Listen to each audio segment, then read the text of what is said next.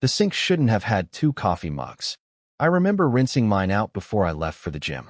I remember it because I chipped the rim on the counter like an idiot and winced when I brought it to my mouth.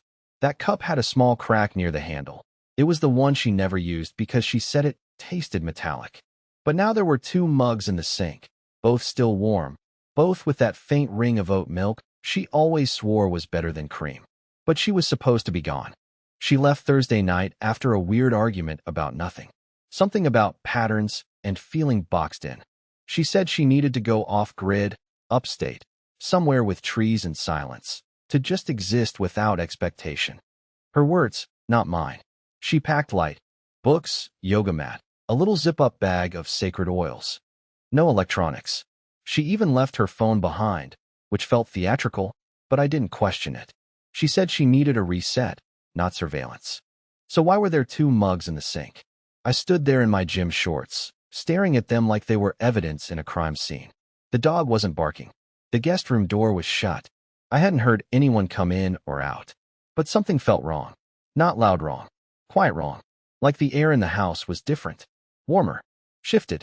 Then I saw it. A toothbrush on the bathroom counter. Not mine. Not hers. New. Blue. Wrapped in one of our hand towels like someone had rushed out and didn't want to drip on the tile. The bristles were still damp. I reached for it with a trembling hand, but stopped halfway. I don't know why. Maybe because touching it would have made it real.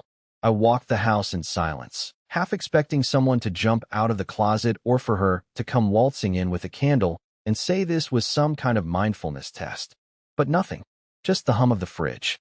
The tick of the old wall clock. And that toothbrush sitting there like a loaded gun. That's when I opened her laptop. Look, I know. Boundaries. Privacy. Trust. All that.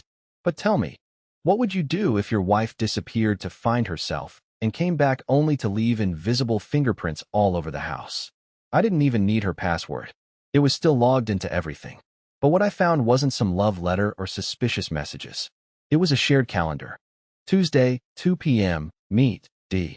Wednesday, 6 p.m., dinner at Cresswell, his treat. Thursday, 10 p.m., stay over. That last one was still highlighted. She hadn't forgotten to log out.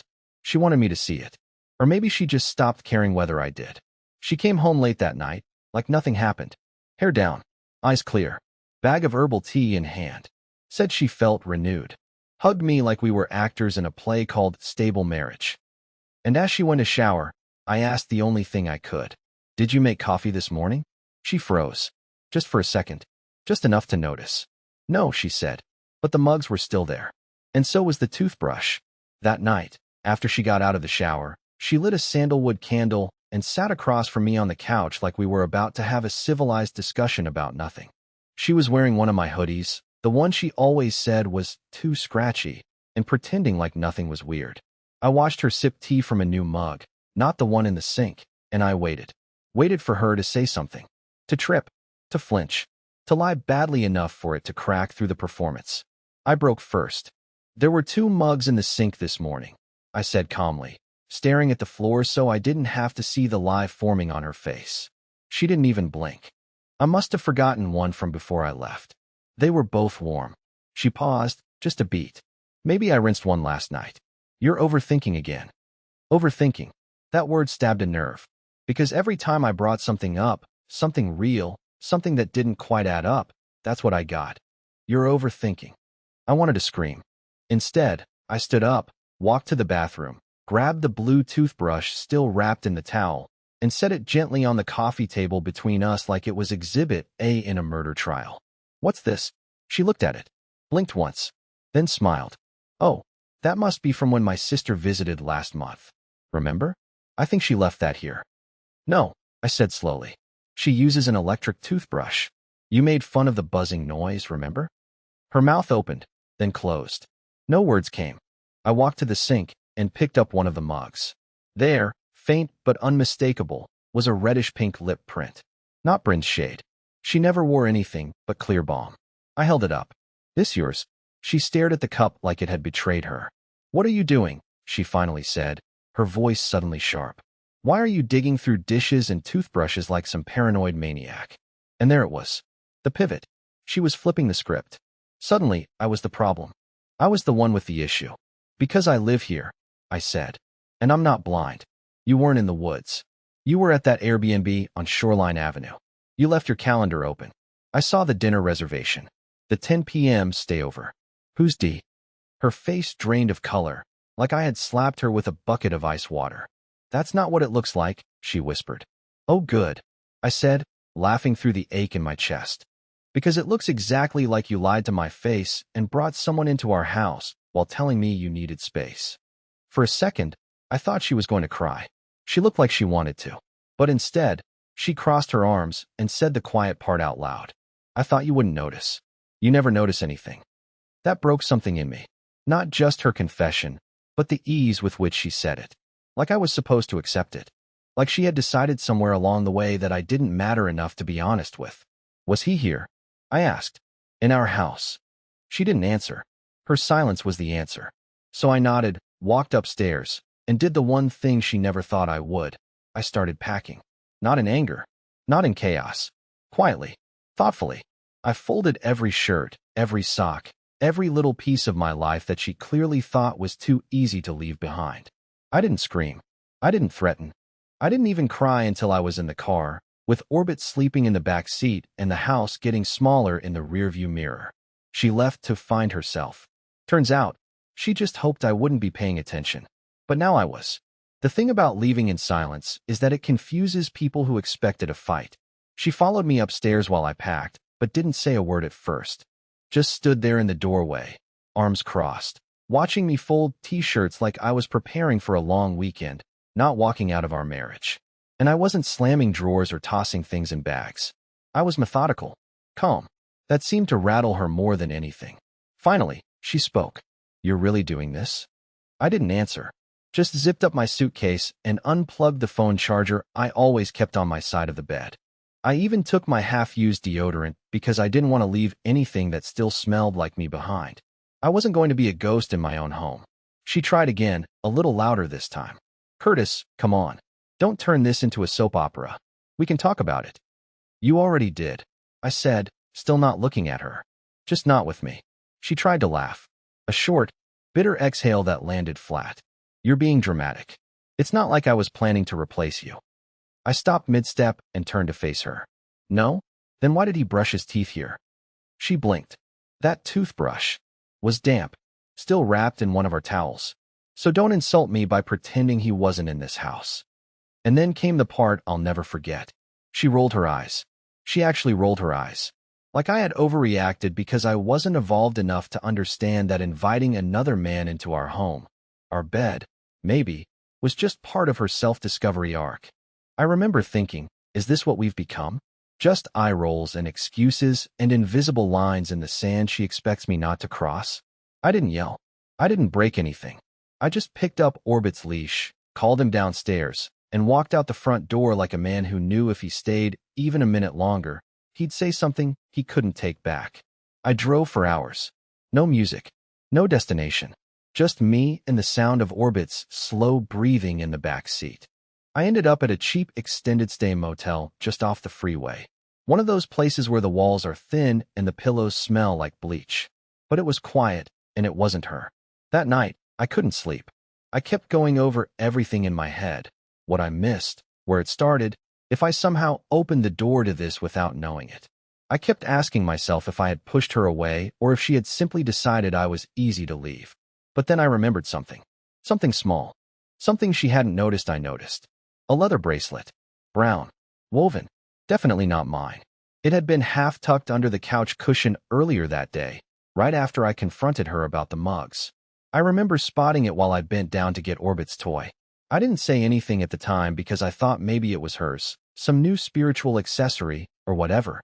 But now, in that motel bed, I realized what it really was. It was his, and it was still in my house. I suddenly had this image of them together on our couch, laughing, limbs tangled, while I was home alone folding laundry and believing she was somewhere in the woods, writing in a journal about her inner peace. I sat up, heart racing. She hadn't just betrayed me. She'd made herself comfortable doing it. And the worst part? She thought I was too passive, too soft, too Curtis to do anything about it. She was about to find out just how wrong she was. I don't know what snapped in me that night, But something did. I stared at the ceiling of that cheap motel room for hours, eyes wide open, heart pounding like a drum I couldn't shut off. I wasn't just hurt anymore. I was humiliated. I had walked out of my own life like a guest overstaying his welcome, while she curled up in our bed with someone who thought he could leave his bracelet behind like a trophy. And the worst part? She still expected me to come crawling back. Like always. By sunrise, I had made a decision. Not out of revenge. Not even anger, really. It was something colder. Cleaner. Like clarity. I wasn't going to confront her again. No more asking questions she already had answers to. No more playing the wounded spouse while she fed me silence or half-truths. I was going to let her win, just long enough for her to realize what losing me really meant. I went back to the house while she was out for her usual overpriced kombucha run. I knew her routines better than I knew my own, which made this easy. I parked a block away, walked in with my old house key, and for the first time in weeks, the place felt unfamiliar. Like a rental. The couch looked like someone else's now. The bookshelf was rearranged. Even Orbit's water bowl had been moved. That hit me harder than I expected. I didn't waste time. I took the bracelet and left it exactly where she'd find it, in her jewelry box, next to the little ring I gave her on our first anniversary. Not to be petty, to remind her of the mix, the contamination, the mess. I gathered the last of my things, backup chargers, my childhood photo album she never bothered to open, the leather journal I kept hidden under my nightstand. Then I opened the hall closet. That's where I left my message. See, what Bryn didn't know, what she never thought to ask, was that I'd spent the last 5 months building a startup with a guy I met at a tech seminar. It was just a side project, something small, nothing official. But last week, that project got funding. And suddenly, I was the one people wanted meetings with. She thought I was still stuck, still orbiting around her like a sad little moon. She had no idea I'd already begun rotating out of her world. So I printed something out, a page from our legal Zoom account with my name on the new LLC and a one-line note that read, "Some things grow better once you stop watering the dead parts." I left it in the closet, taped to a box of holiday decorations she always said we'd sort through eventually. She'd find it eventually. By the time she came back, I was gone again. But this time, it wasn't to escape. It was to move. I didn't go back to the motel. I checked into a friend's spare loft, Jasper, from the tech team. He didn't ask questions, just handed me a beer and pointed to the couch. That night, I slept better than I had in months. But Bryn didn't take long. The next morning, she called, and texted, and emailed. Then came the voicemail. "You were in the house? Curtis, what the hell is wrong with you?" Wrong with me? She was unraveling, panicking, trying to understand why the quiet man she thought would always be there wasn't. Why the man she underestimated had suddenly become someone she couldn't predict. And it was only just beginning. Her first voicemail was annoyed. The second was anxious. By the third, her voice cracked somewhere between confused and afraid. She said things like, "We need to talk," and "You're being cold, Curtis," and my personal favorite, "I didn't expect you to take it this far." This far? I had barely done anything except leave with dignity, while she desecrated our home with oat milk and betrayal. And now she was spiraling because I wasn't playing the part. Because I wasn't crying on the doorstep or sending long texts begging for closure. Because I had gone quiet. She wasn't used to that. I wasn't either. You have to understand. I'm the guy who apologizes just to keep the peace. The one who used to write sticky notes with "You're beautiful" on them and hide them in her coat pockets, even when she hadn't kissed me in a week. I'm the guy who waited while she meditated, journaled, and went on solo retreats, pretending I didn't feel the space between us growing like a canyon I wasn't allowed to talk about. So yeah, maybe I was cold now. Because warmth got me nowhere. She started reaching out to mutual friends. That's how I knew she was losing grip. One of them, Liza, texted me saying Bryn had stopped by in person, said she was worried about me, claimed I had disappeared in a concerning way, like I was some emotionally unstable ghost who wandered off into traffic. Let me be clear, I wasn't hiding. I was healing, just not in a way that involved her anymore. Meanwhile, the silence drove her mad. I didn't respond to the voicemails. I didn't answer her cryptic email titled "Closure." And when she tried to lure me with guilt, saying Orbit probably missed her, I didn't even blink.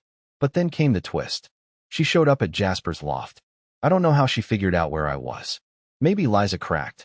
Maybe Bryn remembered something I said in passing. All I know is that on Thursday night, I walked out of the shower and found her sitting on the steps outside, arms tucked into that ridiculous knit shawl she only wore when she wanted to appear fragile. She didn't even look up when I opened the door. "I didn't cheat," she said softly. "Not technically." I said nothing, just leaned against the doorframe, towel over my shoulder, heart pounding like it was about to punch through my ribs. I didn't want to look at her. Didn't want to remember the way she used to smell like eucalyptus after a shower. Didn't want to feel anything. I got confused," she said. "And I didn't think you'd ever really leave. I thought maybe if I drifted far enough, you'd pull me back." That broke something in me all over again, not out of hurt this time, but out of realization. She never wanted partnership. She wanted a lifeline, a reliable emotional doormat who'd absorb her moods and still ask what she wanted for dinner. I cleared my throat. There's a difference between being lost and walking away. She looked up. Her face was tired, her mascara smudged. But behind all that sadness, there was something else. Regret? Maybe. Or maybe just shock that the man she trained to stay had learned how to walk. Are you with someone else?" she asked. The question was so absurd I almost laughed. She had moved another man into our atmosphere, and now she was jealous of my absence? "No," I said. "I'm with myself. For once." That's when she started crying. Not sobbing. Those quiet, hiccup tears that come from realizing you miscalculated something you were sure you had control over. She reached for me. I stepped back. "I don't hate you," I said gently. "But I can't unknow what I know, and I won't unleave what I've left." And then, slowly, I closed the door. I thought that would be the end. But the real fallout hadn't even begun yet. The morning after I closed the door on her, she didn't knock again. She didn't text. Didn't call. But I knew she wasn't done. Bryn never walks away from a story unless she gets to control the ending. That's the thing about people like her. They don't always want you back. They just want you unable to move forward without them. But I was moving forward. Faster than even I expected. Jasper, who'd quietly been watching this whole mess unfold, had become more than a friend. He became something like a mirror. He told me, flat out, that watching me tiptoe around Bryn was like watching someone apologize to their own shadow. That one stung, but it stuck with me. And for once, I didn't argue. I listened. I stopped making excuses for the woman who had taught me to shrink in order to keep the peace. We focused on the business. We worked long hours. I redesigned our app's onboarding system from scratch while eating boxed mac and cheese on a borrowed laptop.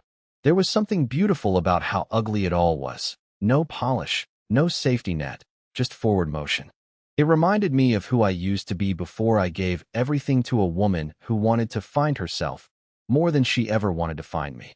Then, 2 weeks later, she got the letter. It wasn't from me. It was from our lawyer. I had filed for separation quietly, not out of spite, but because after everything, I didn't want to be tethered anymore. I didn't want to be the guy who lived in limbo while she lit incense and flirted with baristas under the guise of spiritual openness. I didn't want my name legally connected to someone who could lie so easily, even when the truth was right there. Lipstick on a mug, a toothbrush in a towel, a bracelet shoved under the couch. And I know her. I know how she thinks. I know she expected me to stay in a holding pattern, orbiting her confusion while she figured out who she was. She didn't expect the legal envelope. She didn't expect it to be real. Because in her mind, I was always the soft one. The one who forgives quietly. The one who folds first.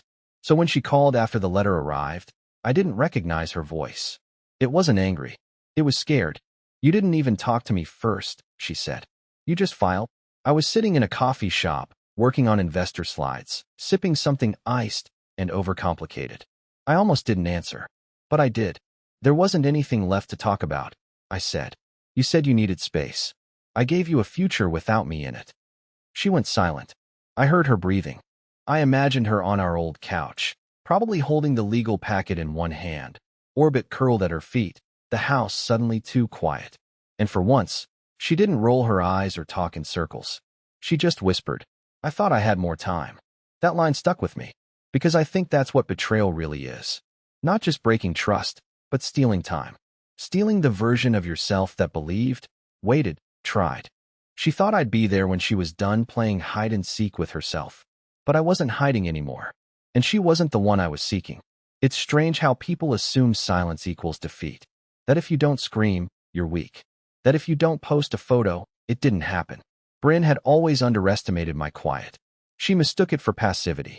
But what she never understood, what she still didn't understand, is that silence is the sound things make right before they change. And everything was changing. 3 weeks after the letter, I went to a local networking event with Jasper, something I would have dreaded before, back when I was still walking on eggshells to avoid Bryn's spirals. She used to say things like, "I don't believe in forced ambition, and men always need applause," and I swallowed those comments like they were medicine I deserved. But now I stood under warm cafe lights in a room full of strangers, pitching our startup like it mattered. And people listened. Someone from a local tech grant program asked for a demo. 2 small angel investors gave us their cards. And somewhere between my third cup of bitter coffee and Jasper's enthusiastic ramble about machine learning workflows, I realized something simple and terrifying. I was happy. Not healed. Not whole. Not done. But happy. Not because I'd won, but because I'd stopped losing myself. That night, I posted a photo. Just me and Jasper at the event. Nothing flashy. Just a quiet smile and a caption that said, "Building something that finally feels like mine." It took 3 hours for Bryn to text me. At first, it was short. Just, "Really?" I ignored it. Then came another. "You're trying to make me jealous?" Then another. "Is this why you left? Because you wanted to feel important again?" I should have blocked her. I really should have. But part of me wanted to see just how far her story would unravel now that she wasn't directing it. I didn't reply. That's when she called. And this time, I answered. Because I wanted to hear it. Whatever it was. She sounded tired. Not just physically. Soul tired. Like someone who finally realized the game they were playing wasn't fun anymore. And they were the only one left on the board. "You really meant it," she said. "All of it. You're actually gone." I didn't gloat. I didn't rub it in. I just told the truth. You were never afraid I'd leave. You were afraid I'd learn how. There was a pause. Then a laugh. "A small, broken thing. He left me," she said. "The guy? D. He said I was emotionally unavailable." That should have made me feel something. Relief. Justice. Even petty satisfaction. But I didn't feel any of it. Because I realized that, in the end, it was never really about him. It was about how she never truly chose me. She chose the idea of me. The convenience of me. The way I waited, folded, apologized. But not me. "I hope you find yourself," I said quietly, echoing the very words she left me with. But this time, I meant them. Because now, she'd be searching alone. I didn't tell anyone right away, but something shifted after that call. It wasn't loud. It didn't feel like a movie moment. It was subtle, like exhaling after holding your breath too long and realizing the air feels different now. Cleaner. I went for a walk that night, just me and Orbit, through quiet streets lit by soft streetlights. He kept glancing up at me like he knew, like he could finally feel I wasn't carrying the same weight. That week, I moved into my own place. Not Jasper's spare couch. Mine. It was small, a little crooked, and the oven door squeaked when I opened it. But it was mine. I bought a couch that I liked. Navy blue, soft enough to sink into, no weird boho fringe. I filled the fridge with things I actually enjoyed eating without needing to justify them to someone who thought grocery lists were a form of oppression. I even bought real plates. For the first time in years, I wasn't designing my life around someone else's mood swings. And then, without trying, without even looking, I met someone. Her name was Tessa. We met through a mutual friend who thought I needed a reason to smile. I wasn't ready, not fully, but she didn't ask me to be. She didn't rush anything. She just showed up with calm energy and honest eyes and a laugh that didn't feel rehearsed. She asked questions and actually listened to the answers. She didn't need saving. She didn't want fixing. She was just there. The first time she came to my place, I was nervous. I caught myself cleaning the already clean kitchen, wondering if she'd noticed the squeaky oven. But when she walked in, she smiled and said, "It feels like a safe place." I don't know why, but that hit me harder than any compliment I'd ever gotten. She noticed the leather journal on the shelf. I hadn't touched it in months. I told her it was full of stuff I'd never let anyone read. She said, "One day, maybe." One day? Not now. Not pressure. Just, maybe. Meanwhile, Bryn stopped calling. I think she finally understood that whatever version of me she thought would stay frozen in her rearview mirror had melted away. There was no grand confrontation. No final blowout. Just quiet. Which, in its own way, was was louder than anything she could have said. Last week, I walked past our old house while visiting a friend in the neighborhood. The curtains were different. The porch light was off. It didn't feel like mine anymore, and that felt okay. It felt right. Because here's what no one tells you when you get cheated on, abandoned, forgotten. You don't just lose something. You make space for something better. Better boundaries. Better mornings. Better love.